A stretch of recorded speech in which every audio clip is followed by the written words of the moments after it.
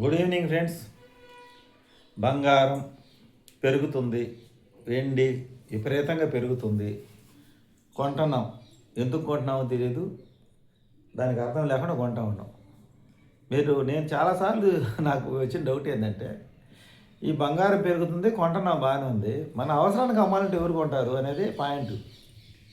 బంగారం కొట్టుకెళ్ళి నేను ఒకసారి అడిగాను, ఏమయ్యా ఇదిగో ఈ బంగారం తీసుకొని డబ్బులు ఇస్తావా, నాకు వివాహం ఉంది, మీ దగ్గరికి ఉన్నది, పెళ్లి ఖర్చులకు కావాలన్నా.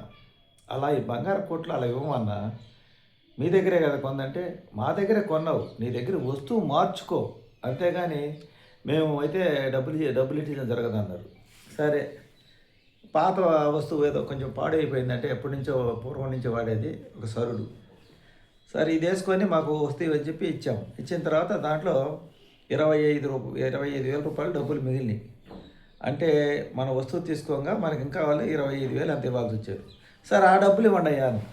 అట్లా అబ్బాయి అట్ట ఇవ్వడం కుదరదన్న, దీనికి బదులు ఇంకొక వస్తువు తీసుకోమన్నారు. ఏందయ్యా ఈ తలకాయ నొప్పి. సరే మీరు ఎంత తగ్గించుకొని తీసుకొని, ఎంతో కొంత మీ పర్సెంటేజ్ తగ్గించుకొని తీసుకు, అట్ట కుదరదన్న, వస్తువు తీసుకోవాల్సింది అన్నారు. అయ్యో ఇప్పుడు ఏందో ఇట్లాంటి సమస్య వచ్చిందని చెప్పి దానికి బదులు మళ్ళీ కమ్మలు తీసుకోవాల్సి వచ్చింది. నాకు అప్పుడు ఒక డౌట్ వచ్చి అడిగారు, ఈ బంగారం అనేది మనం వాడుకోవడానికి కొంటున్నాము, అంతేగాని ఇది సామాన్యుల వ్యాపారం కోసం కొనేది కాదు, అలంకారం కోసం. అంటే ఆడవాళ్ళకి చెవులో కమ్మలు, మెడలోకి నెక్లెసు, హారము, ఇంకా తాలిబొట్లు, సరుడు తాలిబొట్లు, ఇలా అవసరాన్ని కొనుక్కోవటమే. పిల్లలకి పాపడ పిల్లలు, వాళ్ళకి కావాల్సిన చిన్న చైన్లు, ఇవి మగ పిల్లకాయలు అయితే బ్రేస్లైట్లు, చైన్లు, ఉంగరాలు, ఇలా మన ఒంటి మీద అలంకరించుకోవడానికి మాత్రమే కొనాలి. కానీ అవి పెట్టుబడి కింద కొనుక్కుంటే పనిచేయవు. ఎందుకంటే ఇక్కడ ఒక చిన్న విషయం ఏంటంటే, వాళ్ళు కొనరు. ఎందుకంటే అది గోల్డ్ షాప్ వాళ్ళు అలా అలవాటు చేసినట్టు వాళ్ళ వ్యాపారాలు నడవు. ఎందుకు నడవు అంటే, వాళ్ళ దగ్గర కొన్న బంగారం తరుగు 10%, ఆ రోజుల్లో ఏం చెప్తారు ఇచ్చేటప్పుడు 10%. అంటే మీకు 10% ఎక్కువ ఏడిఎం కాబట్టి మీకు ఎక్కువ తీసుకున్నాను 10%. రేపు మీకు అన్నీ మీరు అమ్మాలనుకుంటే 10% పోయిద్ది అంటారు వాళ్ళు. అందుకని వాళ్ళు ఏం చేస్తారంటే, మన దగ్గర తీసుకున్న వస్తువు మీద వాళ్ళకి ఆదాయం ఉండాలి. కేడియం అయితే మళ్ళీ మనకు వాళ్ళు ఇచ్చే వస్తువు మీద ఆదాయం ఉండాలి. రెండింటిలో తరుగులో తీసేస్తారు. 10% తీస్తూ మళ్ళీ తరుగు తీస్తారు. దీంట్లో వాళ్ళు తరుగు ఎంతో కొంత తీస్తారు. ఆ తరుగు తీసిందే వాళ్ళకి ఆదాయం. అంటే రెండు పక్కల మనం వస్తువు అమ్మినప్పుడు, వస్తువు కొన్నప్పుడు. నాకు బాగా డౌట్ వచ్చి అడిగా, ఇది అందరికి రాదు ఈ డౌట్, నాకు వచ్చింది. టోటల్గా 30% లాస్ అవుతున్నాం మనం. మీరు గమనించారా? ఇప్పుడు 10 గ్రాముల బంగారానికి మీకు 1.5 గ్రాము కలిపితే కానీ మీకు వాళ్ళు ఇవ్వరు. 10 గ్రాముల బంగారం రేట్ వేసుకొని 1.5 గ్రాము అది తరుగులు కావచ్చు, లేకపోతే వాళ్ళ వ్యాపారం ఆదాయం కావచ్చు. ప్రతి 10 గ్రాములకి 1.5 గ్రాము కలుపుతారు మన మీద. కలిపి దాని రేటుతో చెప్తారు వాళ్ళు.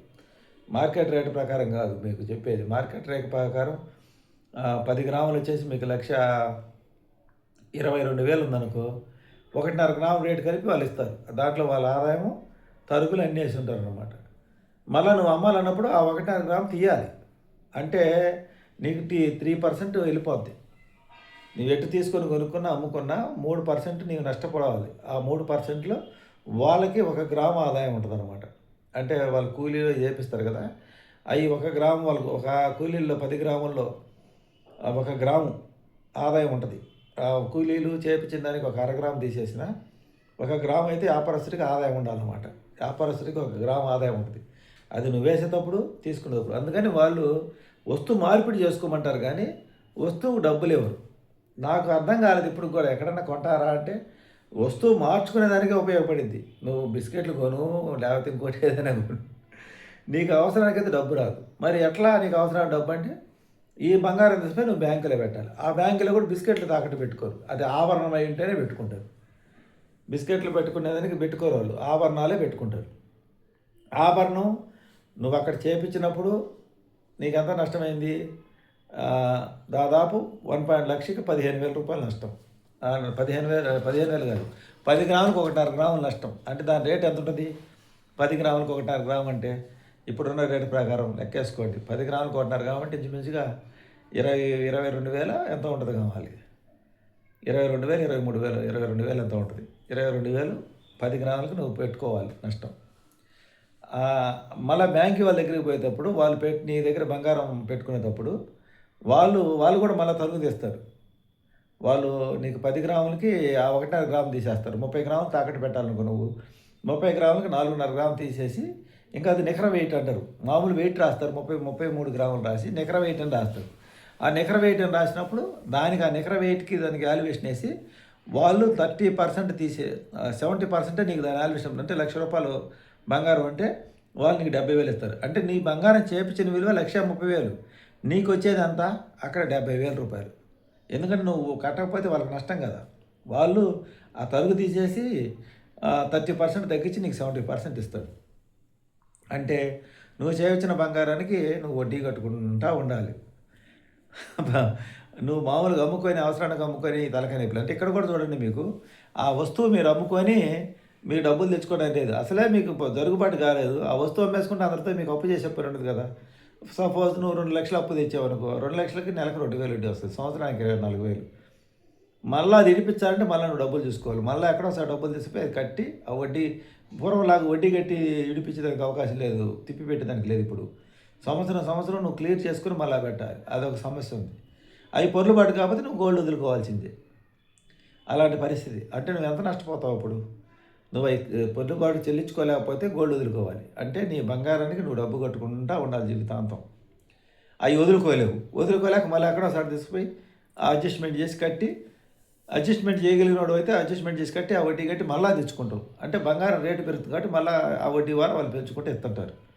అంటే ఇంక నువ్వు బంగారం ఉన్నంతకాలం అది వడ్డీ కడతానే ఉండాలి. ఇది బంగారం వల్ల ఆలోచన లేకుండా చేసుకుంటూ వచ్చే నష్టం.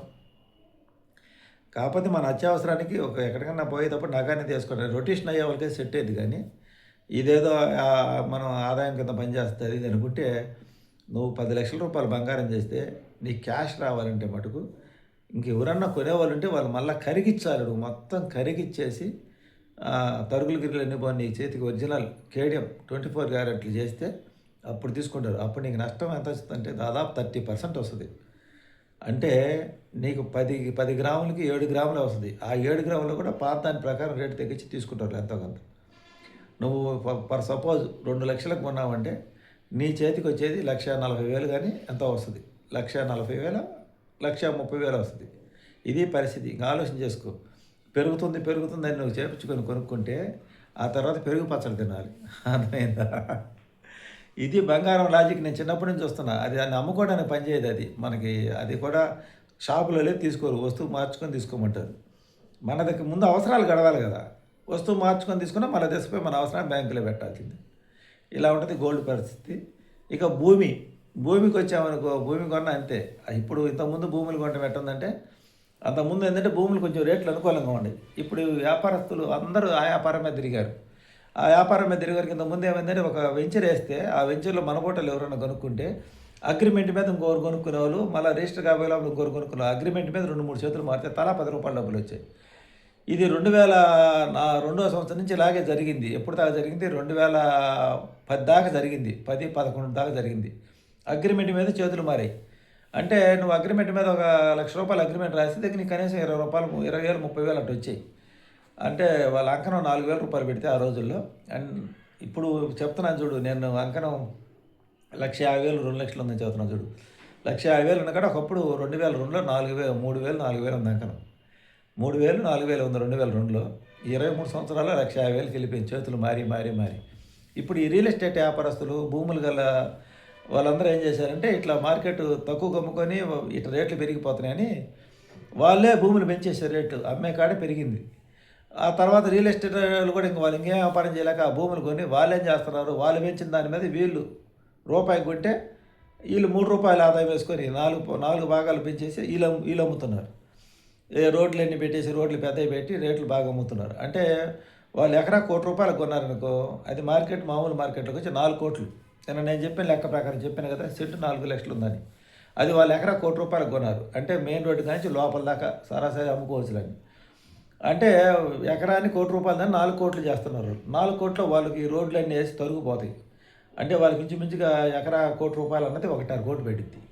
ఇంకా వాళ్ళు ఇంకొక 1,5 కోటు బోకర్ల కమిషన్ ఇవ్వాలి కదా, అవన్నీ బాను వాళ్ళు ఎకరాకి మళ్ళీ సగం ఆదాయం వేసుకొని అమ్ముతారు. ఈ అమ్మేరికి ఏమవుతుంది, భూమి గల్లలో రేట్ ఎక్కువ అమ్మటం వల్ల ఈ వ్యాపారస్తులు రేట్ ఎక్కువ పెట్టుకోవడం వల్ల ఆ భారం అంతా ఈ మధ్యలో కొనుక్కున్న ఏజెంట్లు కొనుక్కున్న వాళ్ళ కమిషన్ అంతా మన మీద పడుతుంది. ఈ బంగారం మాదిరి అయింది అది కూడా తరుగు. అది నువ్వు కొనుక్కోవడం వేరే, మన తిరిగి అమ్మటం లేదు. వాళ్ళు ఏం చెప్తారంటే పొలం అమ్మిన వాళ్ళు మేము ఎకరా ₹1,00,00,000 అమ్మితే ఇప్పుడు 4 కోట్లు అయిందంటారు. కానీ ఇక్కడ ఎన్ని చేతులు మారుతున్నాయి. ఈ లాస్ట్కి నాలాంటి కొన్ని ఇలాంటి కొనుక్కున్నప్పుడు వీళ్ళు మార్చిన తరుగులు ఈ రోడ్లు డబ్బులు అన్నీ వాటి మీద వేస్తారు కదా. ఈ ఏజెంట్ల డబ్బులు అన్నీ వేసి వాళ్ళు రూపాయిన్నర ఆదాయం చూసుకున్నారు. ఒకప్పుడు మాదిరిగా లేదు ఇప్పుడు వాళ్ళకు కూడా ఆదాయం. కానీ వాళ్ళ వ్యాపారాలు చేస్తున్నారు కాబట్టి దేంట్లో పోలేక దాంట్లోనే ఉంటున్నారు వాళ్ళు కూడా. ఇప్పుడు ఈ చిన్నగా ఏజెంట్లు తీసుకొచ్చి మళ్ళాంటి వాడిని ఎత్తిన పెట్టేవారికి ఆ ఏజెంట్ మళ్ళీ దాంట్లో ఒక ఇంచుమించుకు ఒక 5% 10%, 5% దాకా ఏజెంట్ 10% దాకా తీసుకుంటాడు దాంట్లో. వీటికి కూడా అంతే 10% ఉంటుంది. అంటే ఒక ఏజెంట్తో కాదు, 2-3 కలిసి చేస్తున్నారు. ఒక మళ్ళాంటి వాడిని మెప్పించాలంటే 2-3 కలిస్తే నా పని జరగట్లా. అప్పుడు వాళ్ళు 10% తీసుకుంటారు. అంటే ₹1,00,000 మీద ₹1,10,000 అవుతుంది. మళ్ళీ రిజిస్ట్రేషన్ ఫీజు పడుతుంది. ఇది ఒక అంకణానికి వచ్చి ₹1,20,000 అవుతుంది ₹1,00,000 కొంటే. అప్పుడు ఇవన్నీ కలిసి కొనుక్కునేసరికి నీ దగ్గర నుంచి మళ్ళీ అమ్మబోయేరికి అది అమ్మటంలా. ఇప్పుడు మనం ఇంతకుముందు స్థలం అంటే 2-3 సంవత్సరాలకి 2 సంవత్సరాలు డబుల్ అయ్యేది. ఇప్పుడు స్థలం డబుల్ కావాలంటే ఇంచుమించుగా ఇప్పుడు కొనే వాళ్ళకి 10 సంవత్సరాలు పడుతుంది మినిమం. 10 సంవత్సరాలు పడుతుంది. కొంతమందికి నాకైతే ఒక సాట 12.5 సంవత్సరం పట్టింది. ఇది 2012 నుంచి జరుగుతున్న ఇదనమాట. వాళ్ళు వెంచర్లు వేసినప్పుడు బాగా నీట్గా రోడ్లు వేసి 10 రోజులు కలకల్లా ఆ ఎముడు పోయేదాకా వాళ్ళందరూ అక్కడే ఒకటి కలకలాడతాయి. బాగా ముగ్గులేసి బాగా రంగులేసి కొత్తలా కలకలాడతాయి. ఆ తర్వాత నేను నిన్న చూపించిన వెంచర్ మొన్నటిదాకా మళ్ళీ కలకలాడింది. ఇప్పుడు తర్వాత వాళ్ళు అప్పటికి చెట్లు ఇప్పటికప్పుడు క్లీన్ చేపిస్తున్నారు. ఇంకా కొన్ని ప్లాట్లు ఉండే వాళ్ళు అమ్ముడు పోతుంది, అందుకని అట్లా ఉంది అది. లేకపోతే ఇప్పుడు ఈ పాటి చిల్ల చెట్లు మొలిచిపోయాయి. అవతల నేను రేగ్గాయలు కోసుకున్నది అది కూడా వెంచరే, అవన్నీ చిల్ల చెట్లు మొలిచిపోయాయి. ఇలాంటి పరిస్థితి అనమాట. అమ్మబోతే అడవి, కొనబోతే కొరివి అన్నట్టుంది పరిస్థితి. ఇవన్నీ కూడా ఏమంటానంటే అవసరాలకు కానీ చేపించుకుంటే మనకి స్థలం కొంటే ఇల్లు కట్టుకోవడానికి అన్నట్టు ఉండాలి, పొలం కొంటే పండించుకోవడానికి అన్నట్టు ఉండాలి. బంగారం కొనుక్కుంటే ఆభరణం కింద, అంటే అది అలంకారం కింద అన్నట్టుగా ఉంటే సమస్య లేదు. కానీ పెట్టుబడుల కింద కొనుక్కుంటే అమ్మబోతే అడవి, కొనబోతే కొరివి. చూశారు కదా సామెత, మనలాంటి వాళ్ళ పరిస్థితి. ఈ గోల్డ్ అనేది మనం మామూలుగా తీసుకుపోయి ఇట్లా కొనుక్కొని కౌంటర్ ఇచ్చేపోతే ఇంకా చాలామంది కొంటారు, ఇదేదో ఆదాయం వస్తుందని. కానీ ఇది అలా కాదు, దానికి ఇచ్చి మళ్ళీ వస్తువు చేయించుకోవాలి. ఇది ఎందుకు పెరుగుతుందో అసలు దీని పరిస్థితి ఏందో అర్థం కావట్లా. ఆత్రంగా పోయి కొంటున్నారు. కానీ మిడిల్ క్లాస్ వాళ్ళు వీటిలో పోయి పెట్టుబడులు పెడితే కొంచెం ఇబ్బంది పడతారు. మీకు ఆపద వచ్చే అవసరాలకు వచ్చినప్పుడు అవి అమ్ముకోలేక మళ్ళీ ఆభరణాల కింద చేసుకొని బ్యాంకులోనే తాకట్టు పెట్టుకునే పరిస్థితి వస్తుంది. మీకు దాదాపు 30 నుంచి 35% అక్కడ మళ్ళీ తక్కువేసి వాళ్ళు మీకు డబ్బులు ఇవ్వడం జరుగుతుంది. అంటే మీరు ₹1,20,000 పెట్టి ఆభరణం చేపిస్తే అక్కడ తరుగు ఇక్కడ తరుగు తీసేయంగా మీకు వచ్చేది బ్యాంకులో 10 గ్రాములకి ₹1,20,000 మీకు 70,000 65,000 కన్నా ఎక్కువ రావు. వాటికి మళ్ళీ మీరు వడ్డీ కట్టాలి. ఇది పరిస్థితి. అందువల్ల గోల్డ్ కొంటున్నావా, స్థలాలు కొంటున్నావా అని కాదు, మళ్ళీ అమ్ముకోగలడానికి అవకాశం ఉందా లేదని ఆలోచన చేయండి. వద్ద నుండేవాడు బిడ్డ, జేబులో ఉండేది రొక్కం. ఈ సామెతను ఫాలో కానీ అయినడితే ఎప్పుడు ఇబ్బంది పడే పరిస్థితి రాదని నా అభిప్రాయం. వీడియో నచ్చితే లైక్ చేయండి, సపోర్ట్ చేయండి, సబ్స్క్రైబ్ చేయండి. Thank you.